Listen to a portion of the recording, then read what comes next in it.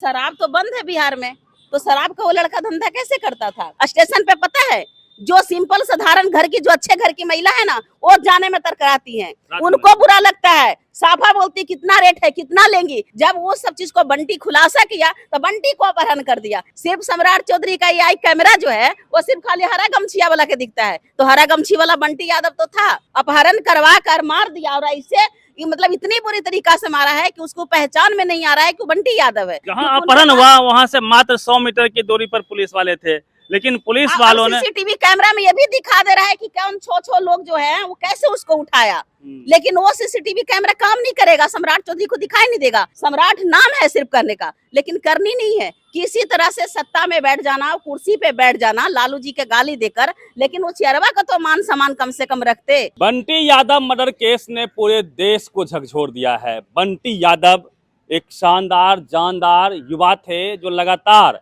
देह व्यापार, जो पटना जंक्शन पे लगातार हो रहा है कई वर्षों से, उसके खिलाफ वो बोल रहे थे। उनका अपहरण होता है, फिर उनकी हत्या कर दी जाती है। हथमल गोला जो पटना से 7 किलोमीटर दूर है, वहाँ उनकी लाश मिलती है। मोनी किन्नर और उनके जो बॉयफ्रेंड हैं रवीश विसिया, उस पे आरोप लगाते हैं उनके परिजन। कई लोग गिरफ्तार भी हुए हैं, लेकिन पुलिस ने एक नया ही एंगल दे दिया है इस पूरे मामले को। पुलिस देह व्यापार का नाम नहीं ले रही है। पुलिस कह रही है कि शराब का कोई काम था दोनों के बीच में, इसलिए मारपीट हुई है और उनकी जान गई है। नीतू जी है आरजेडी की तेज तर्रार कार्यकर्ता है, मैम आपका स्वागत है। और बंटी यादव क्या कांड को आप कैसे देखते हैं? ये तो सरकार की ही साजिश है ना। अभी सरकार खुद बोल रही है कि भाई शराब की मामला में है, वो अपना छुपाना चाह रहा है। तो शराब तो बंद है बिहार में, तो शराब का वो लड़का धंधा कैसे करता था? या कोई भी, जब शराब बंद है तो फिर शराब बिक कैसे रहा है? निकम्मी सरकार कर क्या रही है? सिस्टम में बैठे हुए और शराब बिक रहा है कि शराब का जो बिजनेस कर रहे हैं, ये सरकार के क्या पट्टी बंदी हुई है क्या आंखों में? सिर्फ सम्राट चौधरी का ये आई कैमरा जो है वो सिर्फ खाली हरा गमछिया वाला के दिखता है, तो हरा गमछी वाला बंटी यादव तो था। अपहरण करवा कर मार दिया, और ऐसे मतलब इतनी बुरी तरीका से मारा है कि उसको पहचान में नहीं आ रहा है कि बंटी यादव है। तो सम्राट चौधरी जी का ये दर्शाता है कि जिस तरह से वो चेयर पे बैठकर निकम्मी सरकार को दिखाता है कि सिस्टम कितनी बेकार है, कितनी सड़ चुकी है। मोनी किन्नर और उसका जो बॉयफ्रेंड है रवीश बिसिया, उस पे आरोप है, और ये लोग सेक्स रैकेट चलाते हैं पटना जंक्शन पे। पुलिस लेकिन सेक्स रैकेट का नाम ही नहीं ले रही है। क्यों लेगी? सरकार को शर्म आ रही है। मैं तो कहती हूँ सम्राट चौधरी को मैं खुल के चूड़ियां पहन लेनी चाहिए थी कि आप लोग की सत्ता में रहते हुए, सरकार में रहते हुए, और यहाँ पर देह व्यापार हो रहा है। स्टेशन पे पता है, जो सिंपल साधारण घर की, जो अच्छे घर की महिला है ना, वो जाने में तरकराती हैं, उनको बुरा लगता है। साफा बोलती कितना रेट है, कितना लेंगी। शर्म आनी चाहिए इसे सरकार को। एक तो इनके पास एजुकेशन है नहीं। पटना जंक्शन पे देह व्यापार होता है। जो निमन लड़की है, जो सही घर की लड़की है, उसको भी इस तरीका से बोला जाता है। अब बंटी यादव ना, वो समाज को बचाने का काम किया, युवाओं का गलत रास्ता जाने से बचाया। कितनी माँ बहन गलत रास्ते पकड़ लेते हैं। जब वो सब चीज को बंटी खुलासा किया तो बंटी को अपहरण कर दिया। बस यही होता है सरकार को, बस यही काम है और कुछ रह नहीं गया। कोई भी अगर समाज के लिए अगर आवाज उठाएगा, उसको अपहरण कर देगा, उसको मरवा देगा, इनकाउंटर करेगा, और सरकार के बस बचा क्या है? पुलिस देखिए, बहुत महत्वपूर्ण यह है कि पुलिस कह रही है कि देह व्यापार पटना जंक्शन पे नहीं होता है। आप बताइए कि होता है कि नहीं होता है? होता है, कैसे नहीं होता है? सरकार को सब पता है, और करवाता कौन है जी? सरकार को नहीं पता है? सारा का सारा अपराधी तो भाजपा में बैठा हुआ है। और जो लोग कहता है कि दारू बिक रहा है, तो दारू कहाँ से बिक रहा है? सब भाजपा के लोग काम करवा रहे हैं। जितने भी बालू माफिया, भूमि माफिया, जमीन माफिया, शराब माफिया, सब तो भाजपा में बैठा हुआ है। और जहां तक सम्राट चौधरी की बात करते हैं, सम्राट नाम तो ऐसे है जैसे लग रहा है कि करने भी रहता, सम्राट अशोक जैसे।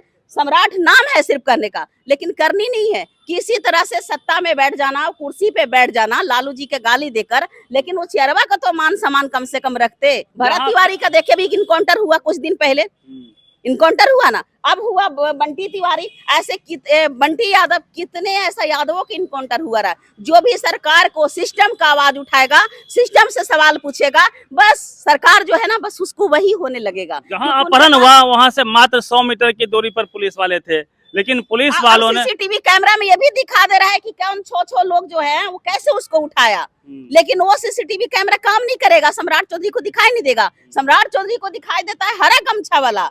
लेकिन अपराधियों नहीं दिखाई देता है, क्रिमिनल नहीं दिखाई देता है। हम तो बोलते हैं कि सम्राट चौधरी जब तक वो चेयर पे रहेंगे ना, तब तक क्राइम नहीं रुकेगा। पुलिस की भूमिका संदिग्ध है। बिल्कुल है, हर जगह पुलिस का हाथ है। पुलिस किसका है? कोर्ट कचहरी किसका है? डीएम एसपी किसका है? सब तो उसी का है हाथ में। खुद मेरे साथ बीत चुका है। अभी एक राजेंद्र नगर हॉस्पिटल में मेरी बच्ची को उन्होंने मारा, 5 घंटे तक इलाज करवाया। मरी हुई बच्ची से भी पैसा तसिला गया 5 घंटे तक के। और जब मैंने आईसीयू में गए तो देखी कि बच्ची मर चुकी है। जब हमने ये 112 वाले को फोन किया तो हॉस्पिटल वाले भी बुला दिया थाना प्रभारी को, कंकड़बाग थाना प्रभारी को। जब थाना प्रभारी आए हैं तो हमको बोल रहे हैं कि मैडम ले दे के मैनेज कीजिए ना। सोचिए, एक थाना प्रभारी हमको बोल रहे हैं ले दे के मैनेज कीजिए। कितना ही लोग वर्दी पहनने के बाद हमको लगता है लोग का चूड़ियां पहन लेनी चाहिए, शर्म आनी चाहिए इस सरकार को। सरकार को रहते हुए, सत्ता में बैठे हुए डेली बेटियां का अपहरण होती है, डेली मर्डर होता है। भाजपा वाला कहता है बेटी पढ़ाओ बेटी बचाओ, यहाँ तो दिना डिस्ट्रिक्ट बेटियां को उठा लिया जाता है।